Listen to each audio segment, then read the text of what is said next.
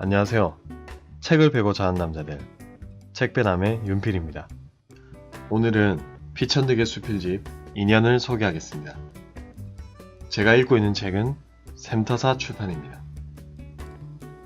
한국 수필문학의 백미로 불리우는 피천득의 수필집 2년은 중고등학교 교과서에 실려서 너무나도 유명한 인형과 작은 것이 아름답다는 일상의 소중함을 다시 한번 일깨우게 하는 플루트 플레이어 등 주옥 같은 명수필 80여 편을 모아 엮은 책입니다. 저자 피천득은 1910년 서울 출생이고 호는 금화입니다. 상해 호광대학에서 영문학과를 졸업했고 미국 하버드 대학에서 영문학을 연구했습니다. 1910년 신동아에서 서정소곡을 발표하면서 시인으로서의 생활을 시작했고 그의 시는 자연과 동심이 소박하고 아름답게 녹아있다는 평을 얻었습니다. 대표작 인형과 플루트 플레이어와 같은 수필은 교과서에 실렸습니다. 처음 이 책을 읽었던 때는 고등학교 2학년 무렵이었습니다. 피천득의 수필이 교과서에 실려 있었기 때문에 피천득이라는 이름과 그의 수필이 그리 낯설지는 않았습니다. 평소에 수필을 좋아해서 어디에 실린 글이라도 수필이면 전문이라도 읽어보곤 하는데 한창 이성에 대한 호기심이 왕성하던 그때 2년을 읽고 이전에 겪어보지 못했던 감동을 느꼈습니다. 아사코를 머릿속에 상상하면서 나도 언젠가 대학에 들어가면 2년에서처럼 담담하면서도 애잔한 그런 사랑을 경험하지 않을까 하는 설레는 기대감을 가지기도 했는데요. 피천득의 수필을 읽을 때면 다른 수필에서 느낄 수 없는 어린아이의 천진난만함이 배어 있습니다. 그러면서도 삶과 우주를 명철히 꿰뚫어 보는 지혜도 담겨 있어 그의 글을 한번 읽고 나면 마음이 맑게 순화되는 느낌입니다. 오늘 피천득의 수필집 2년을 통해 하루의 끝을 평안함으로 위로받으시기 바랍니다. 그리고 시간이 되면 꼭 이 책도 도서관이나 서점에서 한번 찾으시기 바랍니다. 그럼 수필집 2년에서의 몇 개의 글을 낭독하겠습니다.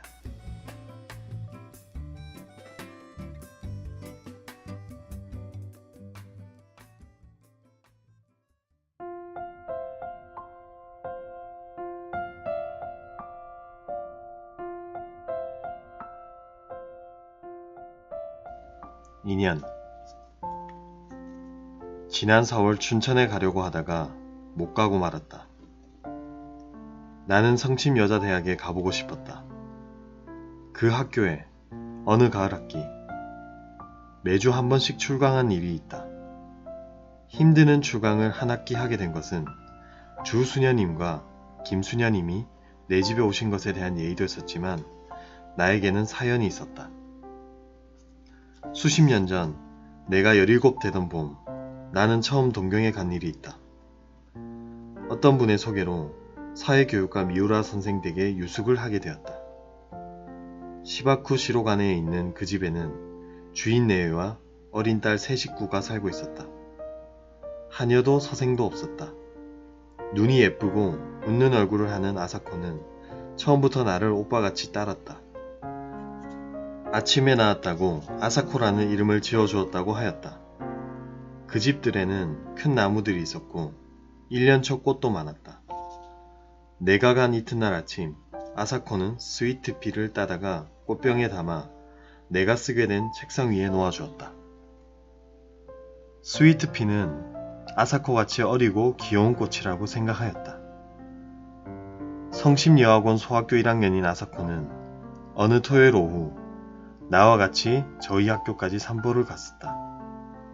유치원부터 학부까지 있는 가톨릭 교육기관으로 유명한 이 여학원은 시내에 있으면서 큰 목장까지 가지고 있었다. 아사코는 자기 신발장을 열고 교실에서 신는 하얀 운동화를 보여주었다. 내가 동경을 떠나던 날 아침 아사코는 내 목을 안고 내 뺨에 입을 맞추고 제가 쓰던 작은 손수건과 제가 끼던 작은 반지를 이별의 선물로 주었다. 옆에서 보고 있던 선생 부인은 웃으면서 한 10년 지나면 좋은 상대가 될 거예요 하였다. 나는 얼굴이 더워지는 것을 느꼈다. 나는 아사코에게 안데르센의 동화책을 주었다. 그 후 10년이 지나고 3, 4년이 더 지났다. 그동안 나는 초등학교 1학년 같은 예쁜 여자아이를 보면 아사코 생각을 하였다. 내가 두 번째 동경에 갔던 것도 4월이었다.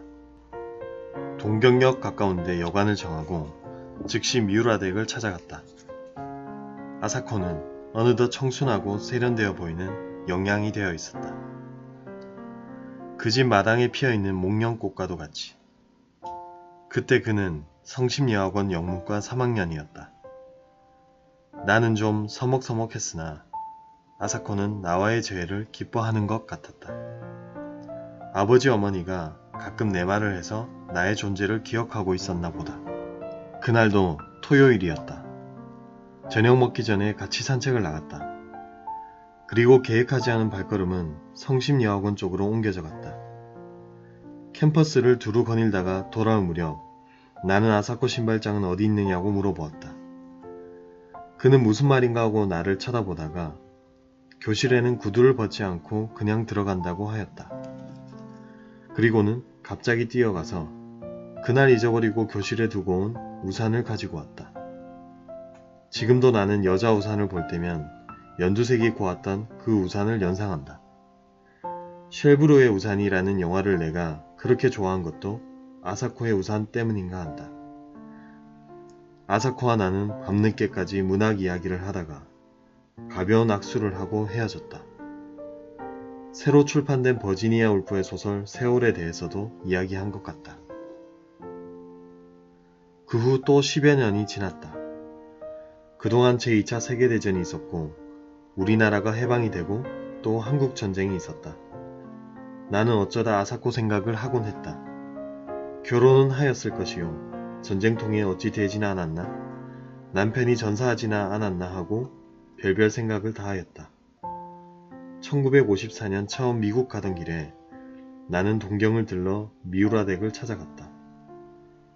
뜻밖의 그 동네가 고스란히 그대로 남아있었다. 그리고 미우라 선생네는 아직도 그 집에서 살고 있었다. 선생 내외부는 흥분된 얼굴로 나를 맞이하였다. 그리고 한국이 독립이 돼서 무엇보다 잘 됐다고 치하를 하였다. 아사코는 전쟁이 끝난 후 메가더 사령부에서 번역 일을 하고 있다가 거기서 만난 일본인 2세와 결혼을 하고 따로 나서 산다는 것이었다. 아사코가 전쟁 미망인이 되지 않은 것은 다행이었다. 그러나 2세와 결혼하였다는 것이 마음에 걸렸다. 만나고 싶다고 그랬더니 어머니가 아사코의 집으로 안내해 주었다. 뾰족 지붕에 뾰족 창문들이 있는 작은 집이었다. 20여 년 전 내가 아사코에게 준 동화책 겉장에 있는 집도 이런 집이었다. 아, 이쁜 집. 우리 이 다음에 이런 집에서 같이 살아요. 아사코의 어린 목소리가 지금도 들린다. 10년쯤 미리 전쟁이 나고 그만큼 일찍 한국이 독립되었더라면 아사코의 말대로 우리는 같은 집에서 살 수 있게 되었을지도 모른다. 뾰족 지붕에 뾰족 창문들이 있는 집이 아니더라도 이런 부질없는 생각이 스치고 지나갔다. 그 집에 들어서자 마주친 것은 백합같이 시들어가는 아사코의 얼굴이었다. 세월이란 소설 이야기를 한 지 10년이 더 지났었다. 그러나 그는 아직 싱싱하여야 할 젊은 나이다. 남편은 내가 상상한 것과 같이 일본 사람도 아니고 미국 사람도 아닌 그리고 진주군 장교라는 것을 뽐내는 것 같은 사나이였다. 아사코와 나는 절을 몇 번씩 하고 악수도 없이 헤어졌다. 그리워하는데도 한 번 만나고는 못 만나게 되기도 하고 일생을 못 잊으면서도 아니 만나고 살기도 한다. 아사코와 나는 3번 만났다. 3번째는 아니 만났어야 좋았을 것이다. 오는 주말에는 춘천에 갔다 오려 한다. 소양강 가을 경치가 아름다울 것이다.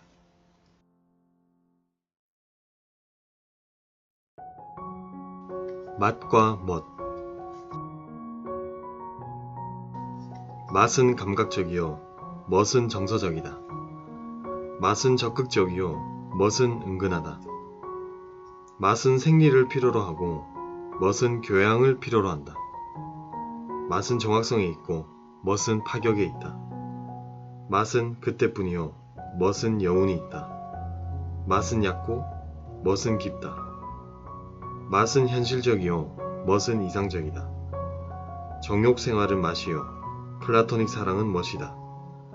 그러나 맛과 멋은 반대어는 아니다. 사실 그 어원은 같을지도 모른다. 맛있는 것의 반대는 맛없는 것이고 멋있는 것의 반대는 멋없는 것이지 멋과 맛이 반대되는 것은 아니다. 맛과 멋은 리얼과 낭만과 같이 아름다운 조화를 이루는 것이다. 그러나 맛만 있으면 그만인 사람도 있고 맛이 없더라도 멋만 있으면 사는 사람이 있다. 맛은 몸소 체험을 해야 하지만 멋은 바라보기만 해도 된다. 맛에 지치기 쉬운 나는 멋을 위하여 살아간다.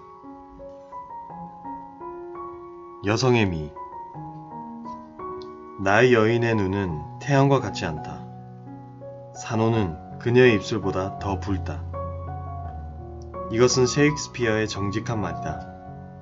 하기야 뺨이 눈같이 희다고 그리 아름다운 것도 아니요 장미 같다고 아름다운 것도 아니다. 애인의 입술이 산호같이 붉기만 하여도 그리 좋을 것이 없고 그의 눈이 태양같이 눈부시게 비친다면 큰일이다. 여성들이 얼굴을 위하여 바치는 돈과 시간과 정성은 민망할 정도로 막대하다.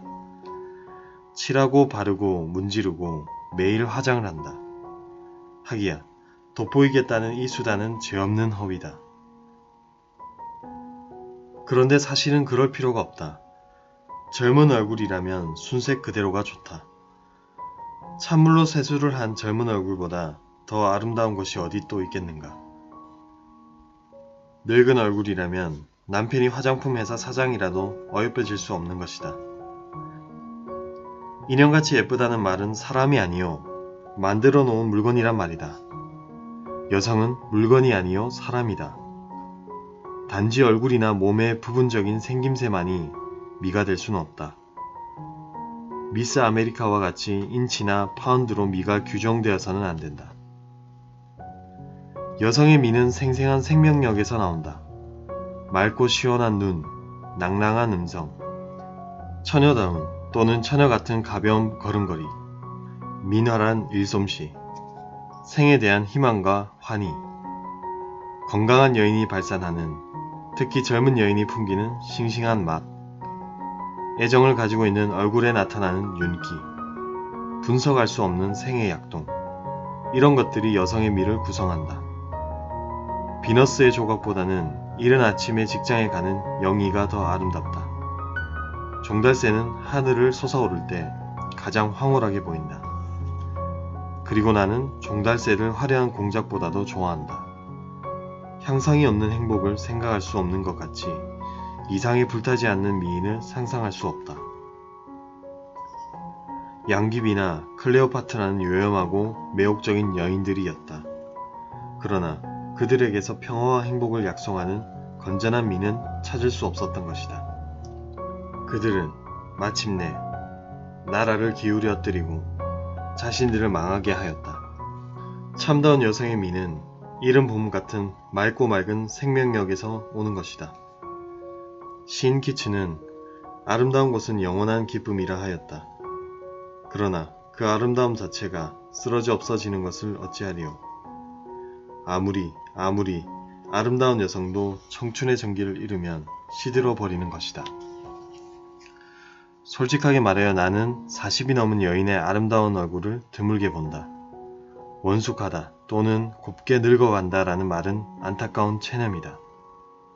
슬픈 억지다. 여성의 미를 한결같이 유지하는 약방문은 없는가 보다. 다만 착하게 살아온 과거, 진실한 마음씨, 소박한 생활, 그리고 아직도 가지고 있는 희망, 그런 것들이 미의 퇴화를 상당히 막아낼 수 있을 것이다. 기도. 무릎을 꿇고 고요히 앉아있는 것도 기도입니다. 말로 표현을 하든 아니하든 간절한 소망이 있으면 그것이 기도입니다. 브루흐의 콜리 드라이와 바다르제우스카의 소녀의 기도는 음률로 나타낸 기도이고 엘 그레코의 산토 도밍고나 밀레의 만종은 색채로 이뤄진 기도입니다. 말로 드리는 으뜸가는 기도는 마태복음 6장에 있는 주의 기도입니다. 저희에게 오늘의 양식을 주시옵고 하신 말씀은 그의 인간미를 느끼게 합니다. 빵에 잼을 많이 발라주세요 하고 기도하는 프랑스 아이가 있더랍니다. 예수의 이름으로 비옵나이다 하고 우리는 기도의 끝을 맺습니다. 어찌 부자가 되게 해주십시오 하는 기도를 드릴 수 있겠습니까? 내가 좋아하는 타그로의 기탄잘리의 한 대목이 있습니다. 저의 기쁨과 슬픔을 수월하게 견딜 수 있는 그 힘을 저에게 주시옵소서. 내가 읽은 짧고 감명 깊은 기도가 있으니 저희를 지혜로운 사람들이 되게 도와주시옵소서.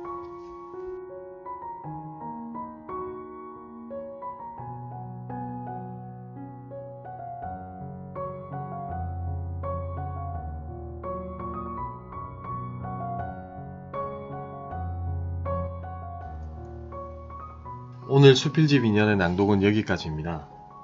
오늘의 지친 일상을 편안한 행복으로 마무리하시기 바랍니다. 오늘 낭독 끝까지 들어주셔서 감사합니다.